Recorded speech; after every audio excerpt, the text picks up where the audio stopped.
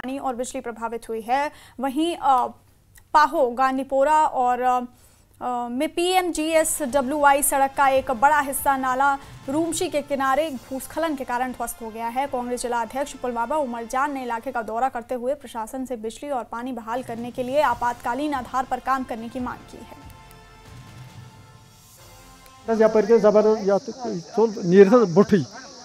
बुठी नीर रोमशे तो वह गई सड़क तक गई यपर बंद। मे बासान बंद कर ट्रैफिक फिलहाल पोहो पे गोंडपुर तान बंद कर गाड़ी कम पक। नंबर 1 नंबर 2 वनकस मसल पावर तो बी आबुक मसल चूंकि ये गई तम पाइपे गई ये रोमश मज अस पाइप वाश आउट गई वाश अवे गई तो मगर यह यप बदल साइड पाइप इमीडिएट वन बंद था वो बिल्कुल स्लाइड हो गया है।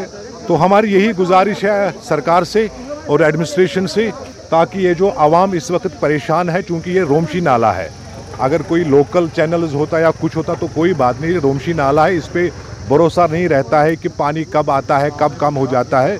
तो लिहाजा गोंडीपोरा के आवाम अभी परेशान है, इनको पानी की किल्लत है, बिजली रेस्टोर नहीं है। तो इस चीज़ को लेके एडमिनिस्ट्रेशन को यहाँ पे विजिट करना चाहिए था और लोगों से बात करनी थी कि इमीडिएट इनको क्या रिलीफ मिल सकता है। अब जो रेस्टोरेशन का काम है ये इस वक्त चल रहा है यहाँ पर, लेकिन अगर देखा जाए इस जो ये लैंड स्लाइडिंग हुई अवामी हलकों में इससे काफी तशवीश है। बिलाल खान, न्यूज़ 18, गंडीपोरा, पुलवामा।